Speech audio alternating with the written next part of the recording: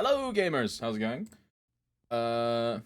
This is gonna be a summary video of the MapleStory Next patch, which is the brand new patch in Korea coming out, like in 2 weeks time. I think the test server is today. So we're just gonna go over a few bits and bobs in the patch, just so you know what to expect in like 5-6 months time in GMS. Although who knows, we might get this even sooner. Who knows? Because we did shorten the milestone patch by like 3 months, so we might get this even sooner. That'd be cool. But we'll see. First of all, we're going to start at the very top. And that is going to be that every job is now getting 3rd and 4th mastery. Now, I've clipped the full mastery showcase, which is a different video on my channel. I'll put a little pin at the top here, just to sort of show. If you want to click that and check out all the masteries and see which one your class got. So you get 3rd and 4th mastery. Now they said that, and I don't know if this is true, but they said these might cost more fragments, and it's going to be expensive for players. And what I also think is when Korea said they were going to do a balancing patch, that this is the balance patch, the 3rd and 4th mastery, and this is how they're going to balance. So we'll see. But yeah, basically every single class not only got like an updated visual like character rig, but also every single class got 2 new masteries, which is crazy. And you can imagine for some classes there's like a lot of cores at the same time. Really, really cool thing to see. Following on from the masteries, I'm just referring to my notes. We have the new Apostle in Talahar, and this is, I think his name is Baldatrix. It's the Hecarim horse guy, basically. They did like a teaser trailer for him, which was quite cool. And he looks like Hecarim from League of Legends. We'll just let this play on for a bit. You'll see big kind of ghostly, like rune, like guy. We don't know much about the boss fight itself. They did say that they're going to be adding new, unique mechanics and gameplay styles to the game through this boss fight, which will be quite awesome. We did also get to see that he drops a new piece of the Brilliant boss set. Now, if you don't know what that is, Limbo, Hard Limbo, currently drops a new ring. And this boss will drop, I believe, a pendant, I think this is. And this will be part 2 of the new bossing set. So they revealed the first set bonus. So there you see the Limbo ring and the Bellatrix pendant. And this is 20 attack, 500 HP, 20 all stat, 500 HP, 20 attack, magic attack. And then I think, is this 15 boss damage, I think? Like boss damage when attacking monsters, I think it's 15. But I thought this would have been higher, personally. 15 for a 2 set, I mean, it's just like slightly better than pitched. I thought they would have made this stronger, personally. Following on from that, we have some upgrades to the Genesis weapon. And you might be like, Monka S, Jenny weapon? That's kind of crazy. I agree. And one of the things they've done is added like a prestige ascension to the Genesis weapon called, what are these called? They are called Destiny weapons. And essentially, this is a 2 extra part liberation on top of your Genesis weapon. For part 1, you need to do something with Seren, Kalos, and Kaling. We don't know whether this is solo, like hard mode, or party boss for chaos or extreme mode, or we have no clue. They didn't really say. But we do know that this is what they look like. This is a few examples. And this is on top of your Genesis weapon. It retains all of your Genesis weapon stats and flames, I believe. And then if it's to be tiered up, it will tier them up with the exchange into a Destiny weapon. And these weapons will upgrade when you do these missions. So it will upgrade to level 250 to match the same item level as Eternals, and your Genesis weapon, which is supposed to be like the strongest weapon in existence in the universe, is no longer weaker than like an Eternal hat. And these will continue to upgrade. And what Shanksup said is they want the Genesis weapon and the Destiny weapon to be with you like for a very, very long time. So we can assume that basically every single time they add like a new story arc or new bosses or something like that, we will step by step get like a ascension to our Destiny weapons and just gradually proceed to improve them as we get more bosses and things like this. So this would be really cool. Along with Destiny weapons, you might be like, cool. Getting a Destiny weapon takes like 8 months in itself. What they are doing is shortening the liberation of a Genesis weapon to up to, and this, like, you could take as little as 3 months if your character is strong enough. Now, what do I mean by that? You see here at the bottom, this is the Genesis mission UI. Usually, this would say, like, crux, kill or not kill, or clear or no clear.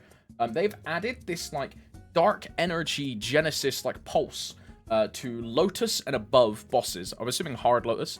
And every time you kill one of those bosses every week, you will gain progress towards your Genesis weapon.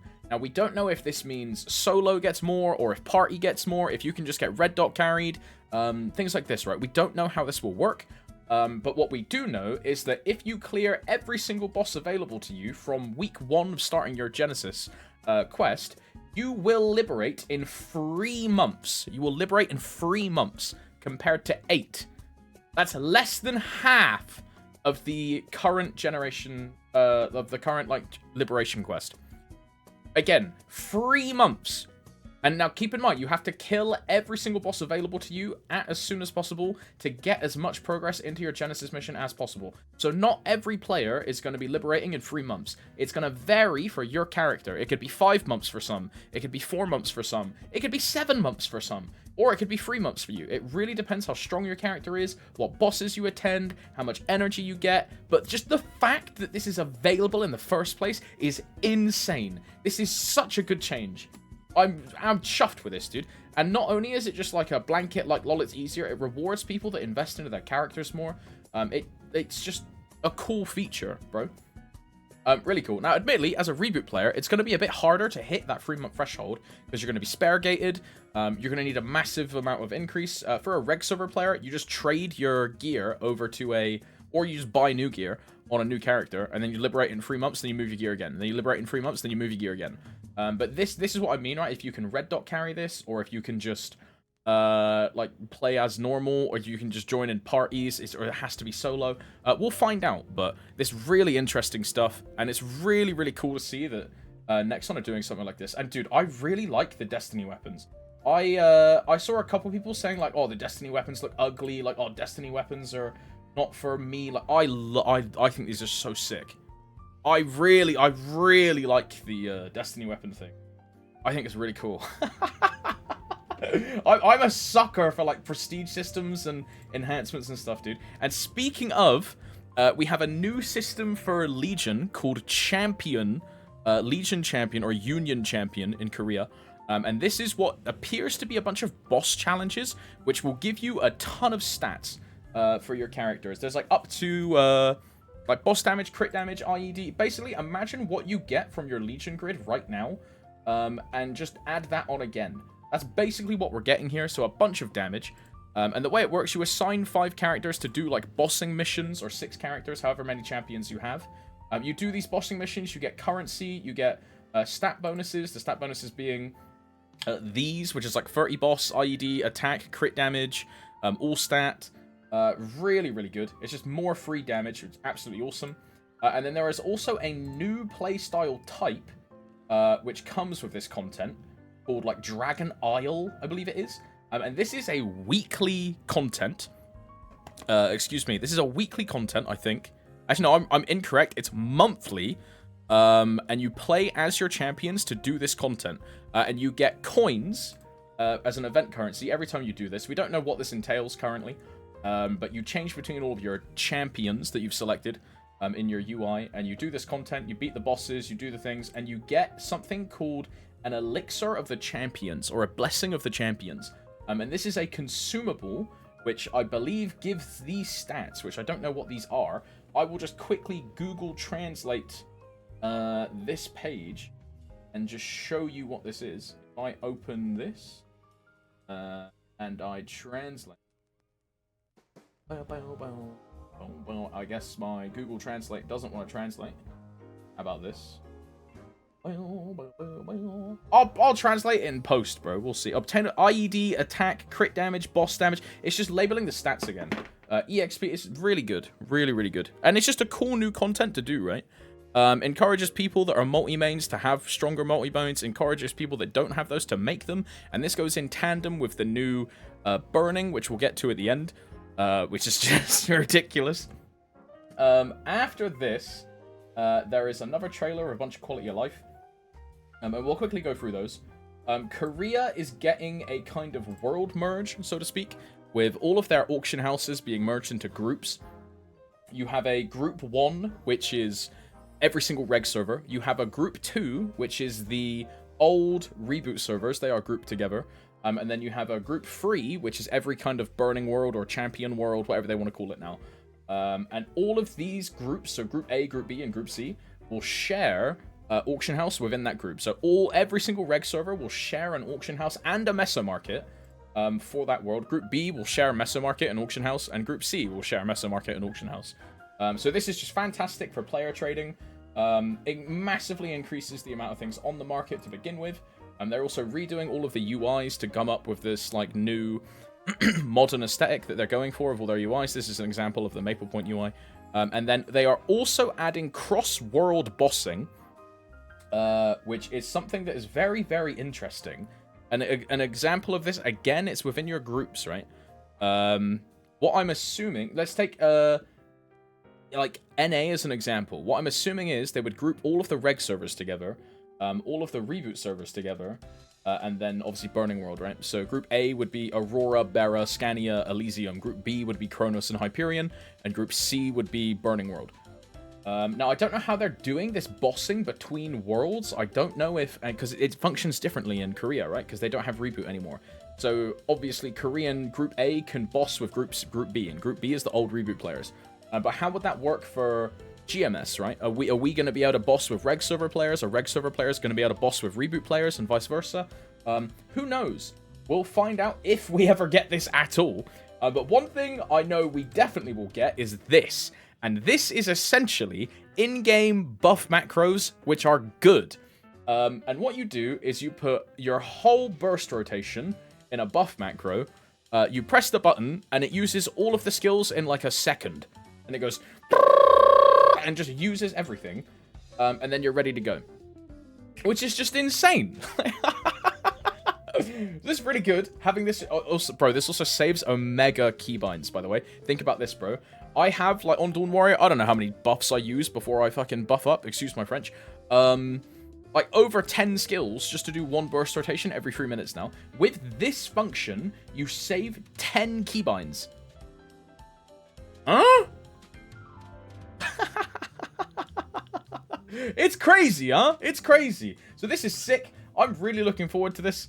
I think this is one of the best features they've ever made. If this works correctly and it's good, it's just absolutely fantastic. Blows any other kind of quality of life out of the water. Makes every single class so much simpler to play because you just chuck all of it in an AutoBuff Macro and then press your attack key. So good. So good. You can still also individually keybind all of these skis onto a keybind if you want to. So, for example, if this Bowmaster still wants Storm on, like, 2 or 3 or 4, he can do that, but he can also have a buff macro of every single skill that he uses, right? Including Mihail Link. LOL. Like, yeah, this is really good. You can even put Oz rings in there, A, B, everything. Really, really good. They've then also got a bunch more quality of life, which is this one. Essentially what this is Monster Park Extreme is now weekly, and you can do it on 2 characters, and it gives you 5 times the amount of EXP for 1 clear. So if you're a 1 character Andy, you lose 2 days. If you have more than 1 character on your account that can do MPE, you're gaining 5 days of MPE on each character. So yeah, pretty good. It's like a net gain of like 3 runs of MPE per week if you care about your account strength, which with Champion you should. The game is very much trending towards a multi-character, multi-main playstyle now, with all of these different burning events and champion things, so something to think about if you're trying to prepare for this content.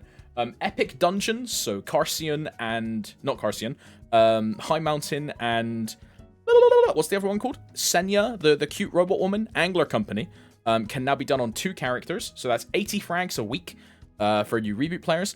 You can move Solarda between characters with, I think this is like a Solarda extractor. I don't know how they're going to do this. This is probably going to be a purchasable item in the Legion shop. Monster Park Medal has been made easier to get. Grandest dailies have been shortened. Arcane weeklies have been remastered to give more symbols. And they have changed a bunch of boss and area prequests to make them faster. Now, they've changed area prequests because they've done a complete remaster of the Arcane River lore. So, like, the whole aspect of Tana, like, people just don't really understand who Tana and Aona are. As a lore enjoyer, I get it, but most players have no clue that they're even related to your Jenny weapon in the first place. They don't even know what Tanadian Rise and Aeonian Rise even mean, right? So they're basically completely remastering the lore. They are doing a Quest UI update to make the UI look the same as all the other modern UI windows. They are updating the world map, again, to update with the modern UI. And they're also adding in a map teleport function every 5 minutes to the world map if you want it. Keep in mind this because Korea don't have a hyper teleport rock. They have some weird, like, globe thing. So this is really good for Korea. Of course, you can just still use Maple Guide instead. I use Maple Guide all the time. Maple Guide is great. There is a appearance and stat separation for medals. So it's basically metal anvils for free because they realize that some medals are not anvilable. Example, the Lotus first clear first month medal is unanvilable. So even the people that won that event, and like the first people to clear, can't even use that medal because it's a damage loss. So in this example, you'll see they have Monster Parker medal, and then the Lotus medal over the Monster Parker medal. So they're getting the stats of Monster Parker with the appearance of Lotus, which is really cool. And same here, Yeti Pink Bean title and a fashion title on top. So they can have the stats and have a different looking one. Really cool. Just basic functionality, and really nice to see. There is also a Legion auto solver getting added to the Legion system. So you see here, it takes all of your characters that you want assigned, and will just automatically solve your Legion for you, depending on what areas you click and what stats you want. So yeah, you no longer need a third-party website to do this. It's just all in-game, because they realize that people don't like doing Tetris.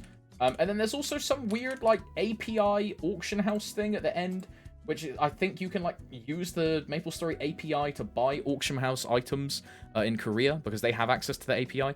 We don't have this in GMS. We probably will never get this, because Korean devs hate giving API access to anyone that isn't in Korea. Example being Lost Ark and Black Desert.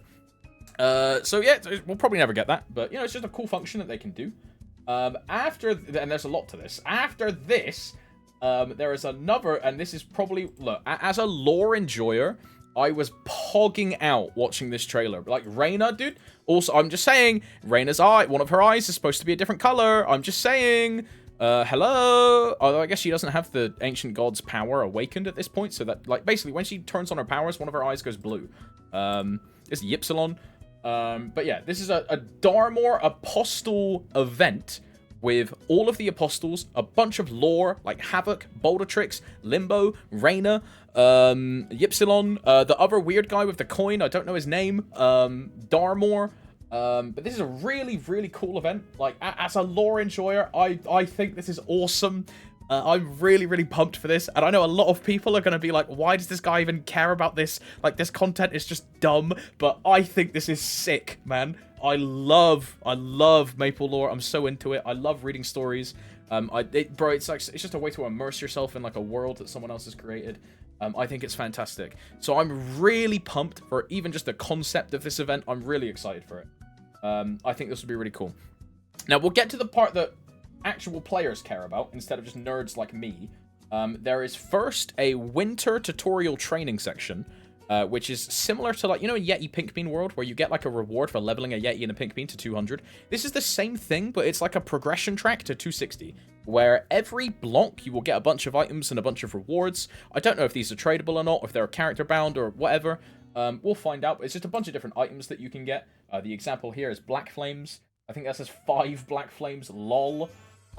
There is these, which are absolutely amazing, by the way. These are Black Mage Commander and Endgame Bossing NX outfits. So we have Magnus, the Arcarium head looks really goofy, by the way. Magnus, Arcarium, Darknell. The Darknell sword looks crazy, by the way. I'm going to be wearing that Darknell sword forever if we get these. Black Mage, which looks really cool. Dark Cygnus, Seren, which if I was a female Dawn Warrior, I would just permanently wear the Seren set forever if I was a female Dawn Warrior. It's crazy. Damien, with Wings of Darkness and Damien Sword, which were just in the Black Friday box, XD. Kaling, which would go crazy on a Beast Tamer or a... you could put this on Lara, or a female Ho-Young would also really fit. Will, the MPE... What's his name? Hanamatan? Bigfoot? I don't know what his name... Hanamatan is the Lost Ark boss. Limbo, and then V-Hilla. So I'm putting V-Hilla on my Demon Slayer. 100%. Or Dark Cygnus. We'll see. But these sets are fantastic. They look incredible. Bro, I know they're just cosmetics, but I really want these sets, dude. I think they look so good. They look so good. Okay, after that, we then have the event track itself. Now, this question mark at the bottom is... Ooh, remember this question mark, right? Basically, all of these rewards, you can see there is a reward, so an item or coins.